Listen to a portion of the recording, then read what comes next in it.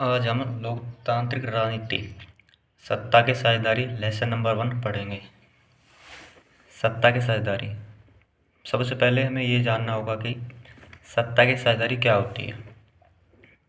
आइए देखते हैं हम सत्ता की साझेदारी क्या होती है। सरकार के तीनों अंगों में शक्ति का बंटवारा ही सत्ता की साझेदारी कहलाती है।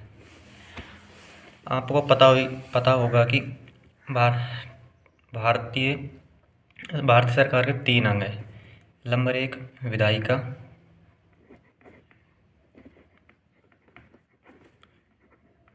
विधायिका का कार्य है कानून बनाना, जिसको हम संसद भी बोलते हैं। नंबर 2 कार्यपालिका,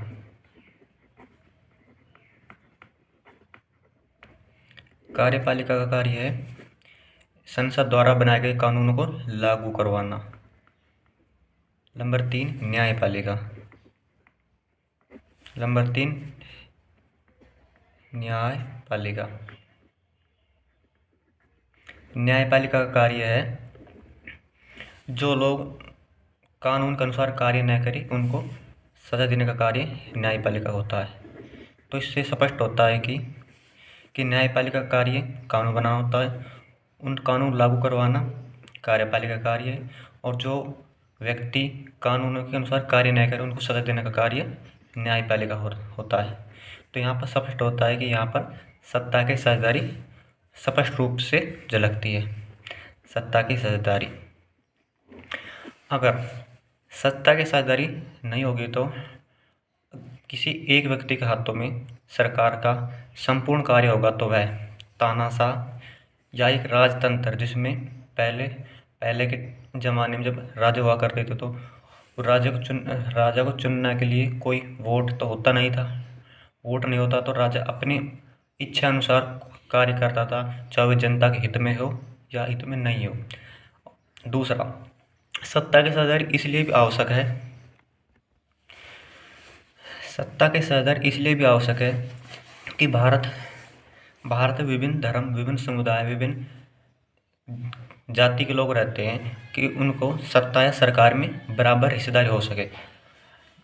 जैसे कि भारत में सबसे ज़्यादा हिंदू धर्म, उसके बाद है मुस्लिम। ये तो हिंदू सबसे ज़्यादा बहुसंख्यक है, उसके बाद मुस्लिम है, उसके बाद भारत में जो अल्पसंख्यक है, अल्पसंख्यक का अर्थ होता है जो संख्या में कम है या उनकी संख्या कम है। जैसे होगा ईसाई, जैन, पारसी, बौद्ध, इनकी संख्या कम है। अगर इनका सरकार में या सत्ता में इनकी हिस्सेदारी नहीं होगी तो देश में अव्यवस्था फैल जाएगी, आंतरिक लड़ाई झगड़े होंगे, जिससे देश ग्रोथ नहीं कर पाएगा।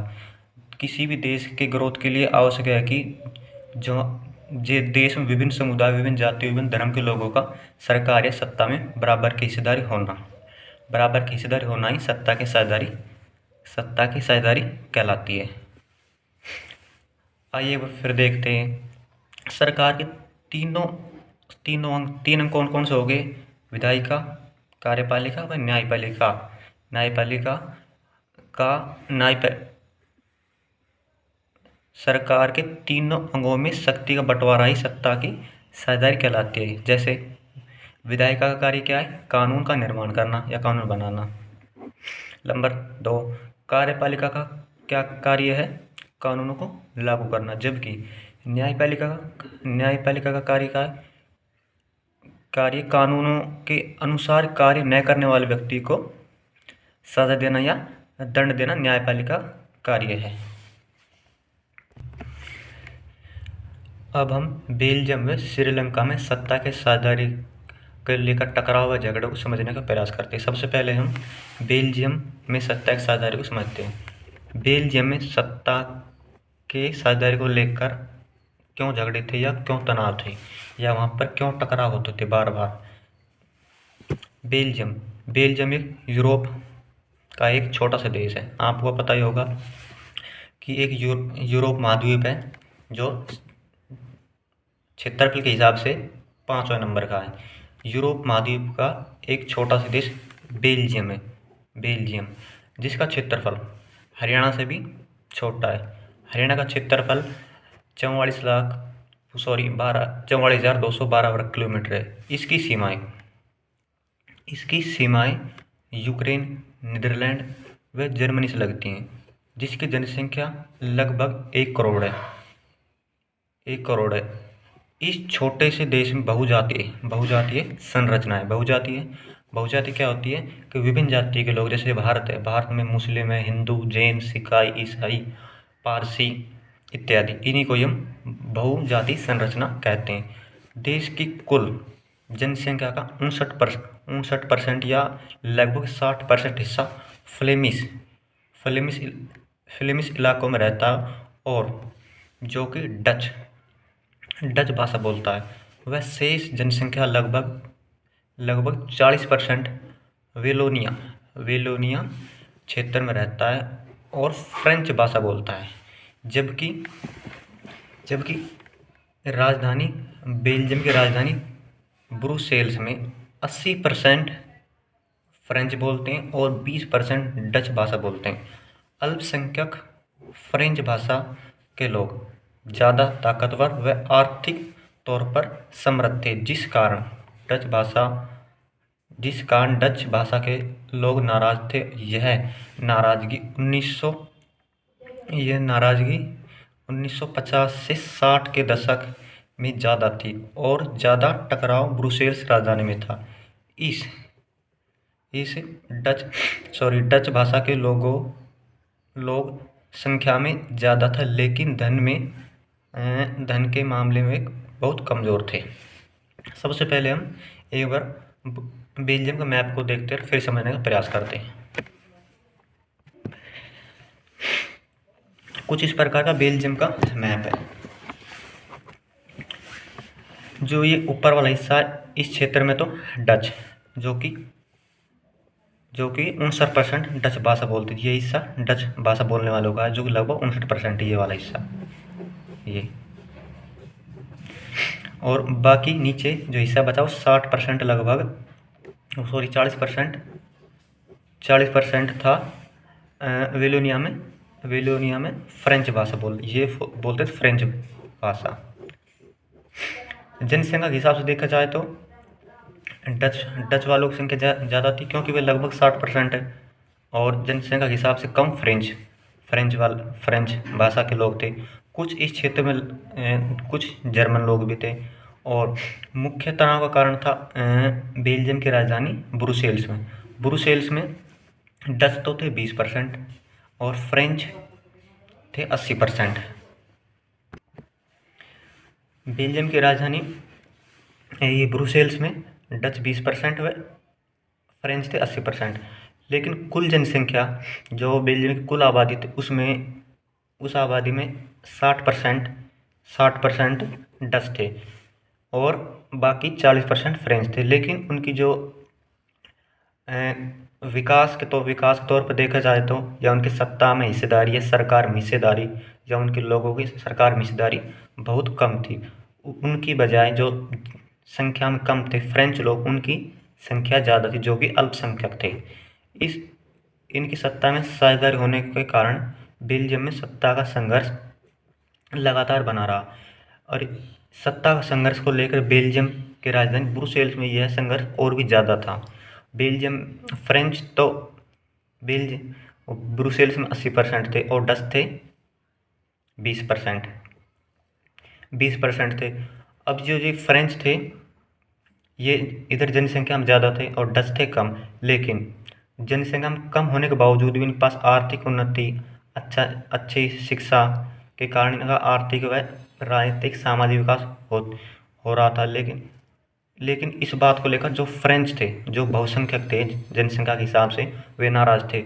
ना तो उनका आर्थिक विकास हो पा रहा था, सामाजिक, ना अच्छी शिक्षा ले पा रहे थे। इस कारण यह तनाव धीरे धीरे बढ़ता जा रहा था। 1960 के दशक से 1950 के दशक से 1960 के दशक में ये तनाव बहुत ज़्यादा बढ़ गया।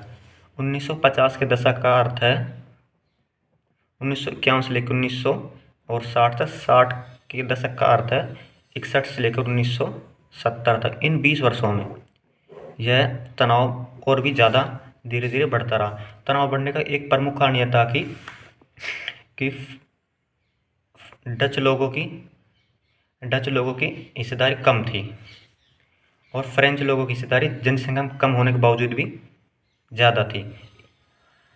जब किसी भी देश में अलग अलग धर्म के, अलग अलग जाति, अलग समुदाय, अलग भाषा के लोग, अलग कल्चर के लोग होंगे तो उनका सत्ता में साझेदारी का होना अति आवश्यक है। अगर सत्ता में साझेदारी नहीं होगी तो देश की जो अर्थव्यवस्था ग्रोथ नहीं कर पाएगी। देश में आंतरिक झगड़े, गृह युद्ध के क्लेश की जैसी कंडीशन हो जाएगी, जिसके कारण कोई भी देश या कोई भी क्षेत्र वो अपना विकास नहीं कर सकता। इसके लिए सबसे बहुत आवश्यक है कि वह देश अपनी जनसंख्या के हिसाब से लोगों की सरकार में या सत्ता में भागीदारी निश्चित करें। जैसे कि भारत देश के उदाहरण को समझते हैं। भारत में लगभग हर समुदाय, हर जाति, मुस्लिम, हिंदू, ईसाई, बौद्ध, सिख सबका लोकसभा, विधानसभा व राज्यसभा तीनों में चुनाव होता है, जिससे कि ये लोग कम होने के बावजूद भी अपने समुदाय जैसे कि भारत में सिख के मात्र राज्य पंजाब में ही पाए जाते हैं और उसके बाद कुछ हरियाणा, कुछ अन्य राज्यों में पाए जाते हैं। अब इनकी संख्या कम होने के बावजूद अगर इनकी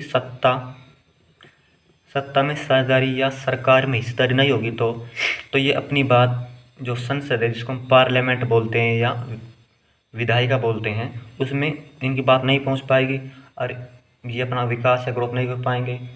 तो ग्रोथ नहीं कर पाएंगे तो इनमें नाराज़गी होगी तो देश की जो अर्थव्यवस्था है वो पीछे रह जाएगी, देश तरक्की नहीं कर पाएगा।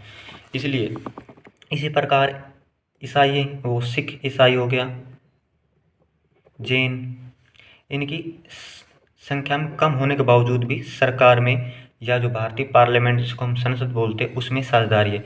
ये अपने समुदाय की बात वहाँ पर रख सकते हैं और रखने के बाद वे अपने आर्थिक उन्नति के कार्य को सुचारू रूप से चला सकते हैं। इसलिए किसी भी देश में उसका विकास उस बात पर निर्भर करेगा कि वहाँ पर अगर विभिन्न समुदाय के लोग हैं तो उनकी सत्ता या सरकार में साझेदारी कितनी है। साझेदारी अगर सबके बराबर होगी या सबकी जनसंख्या के हिसाब से हिस्सेदारी होगी तो वह देश ग्रोथ करेगा, क्योंकि आंतरिक झगड़े या लड़ाई या कोई ऐसी कंडीशन उत्पन्न नहीं होगी। अगर जिस देश में शांति का वातावरण रहेगा तो वह देश ग्रोथ ऑटोमेटिकली अपना आप ही करना शुरू कर देगा। एक बार हम फिर समझने की कोशिश करते हैं बेल्जियम।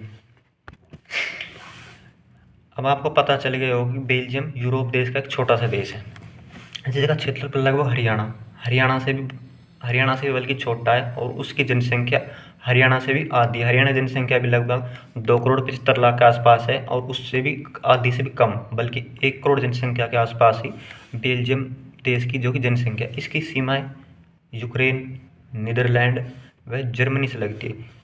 इसकी जनसंख्या 1 करोड़ है। इस छोटे से देश में बहुजातीय संरचना बहुजातीय है। अब बहुजाति कौन कौन से हैं? डच, फ्रेंच हो गए और जर्मन भाषा के लोग हो गए। ये अलग अलग हिस्सों में अलग अलग अनुपात में रहते हैं।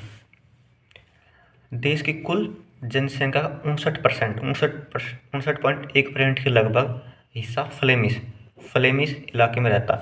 फ्लेमिश इलाका यह है जो कि मैप में ऊपर दिखाया गया है, ये वाला हिस्सा।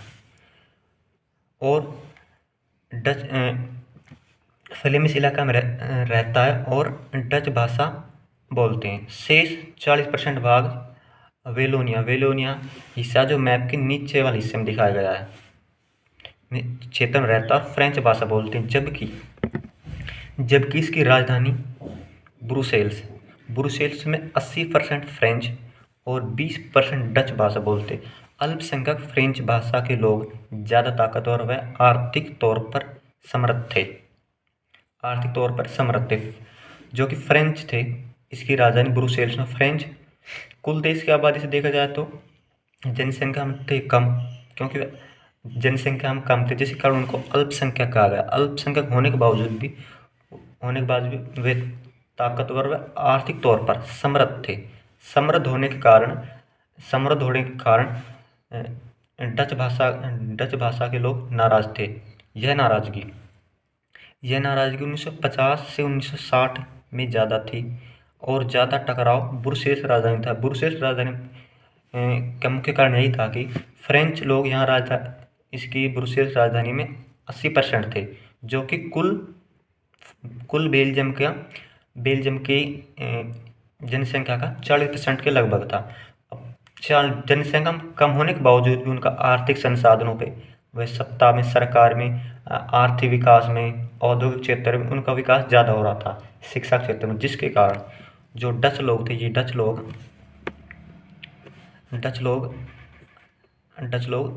लोगों में नाराज़गी धीरे धीरे बढ़ती जा रही थी और 1950 से 60 दशक में ये नाराज़गी और भी अधिक हो गई। यह था बेल्जियम में सत्ता के साधन को लेकर झगड़े क्यों थे। अब आप समझ गए होंगे कि बेल्जियम में सत्ता के साझेदारी को लेकर झगड़े क्यों थे, इसका मुख्य कारण क्या था। अब देखते हैं कि बेल्जियम सरकार ने इस सत्ता के साझेदारी के झगड़े को किस प्रकार से हैंडल किया या सुलझाया। बेल्जियम में सत्ता की साझेदारी किस प्रकार बांटी या किस प्रकार सब लोगों का प्रतिनिधित्व दिया गया। अब देखते हैं। बेल्जियम के नेताओं ने क्षेत्रीय अंतरों व सांस्कृतिक विविधता को स्वीकार कर लिया था। विविधता क्या होती है कि विविधता या सांस्कृतिक विविधता यह होती है कि एक ही देश में विभिन्न धर्म, विभिन्न जाति, विभिन्न समुदाय के लोग रहते हैं और उस विविधता को बेल्जियम के नेताओं ने स्वीकार कर लिया था कि उन्होंने मान लिया था कि बेल्जियम देश में विभिन्न, जैसे कि डच, फ्रेंच और जर्मन भाषा के लोग रहते हैं, इनका सत्ता में समान रूप से साझेदारी होना आवश्यक है, जिससे कि जो बेल्जियम में आंतरिक लड़ाई चल रही थी या टकराव था या मनमुटाव था, उसको समाप्त किया जा सके।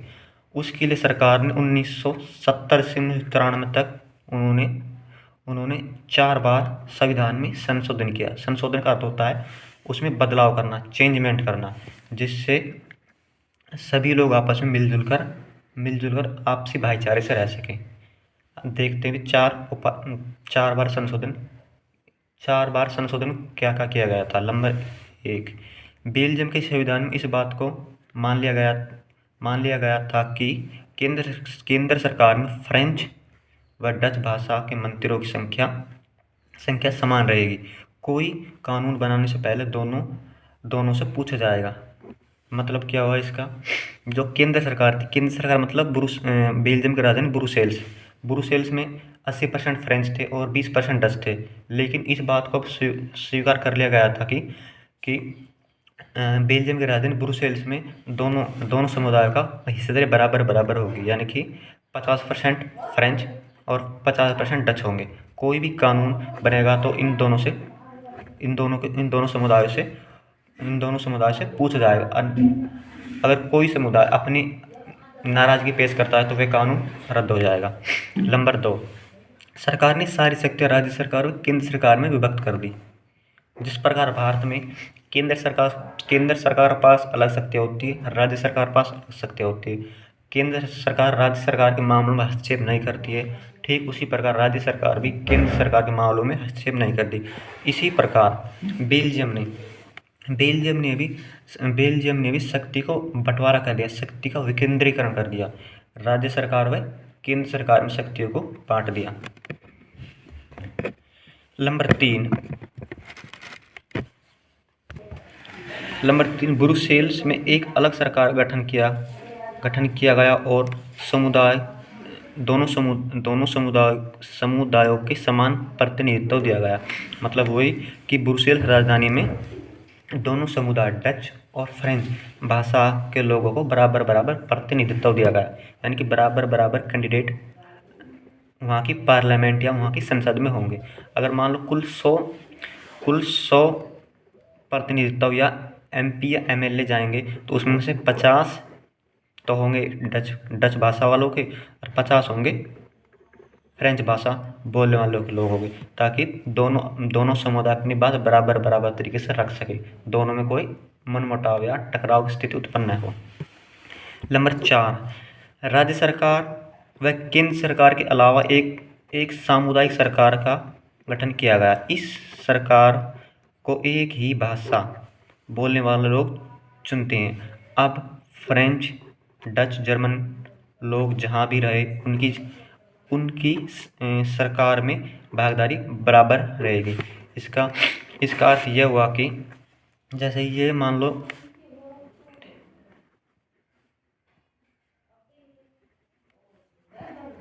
ये कुछ मान लो बेल्जियम का मैप है।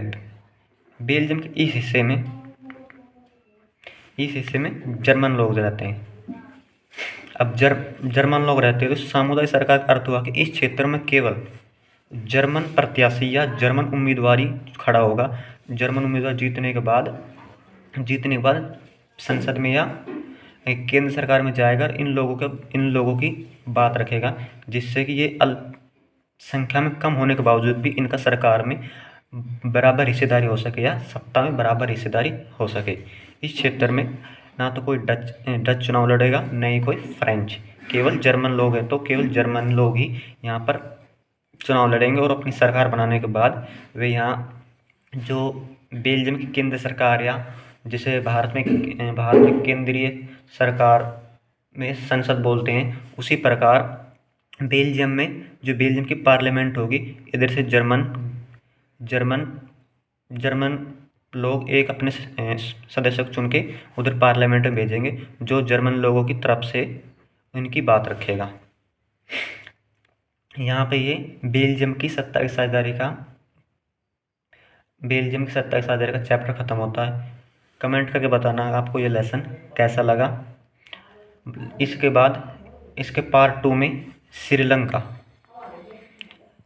की सत्ता की साझेदारी को समझेंगे। उसमें क्या झगड़े थे, क्या लड़ाई थी, देखेंगे कि उनकी सिन्हली समुदाय व तमिल समुदाय में सत्ता की साझेदारी को लेकर क्या झगड़े थे। वीडियो देखने के लिए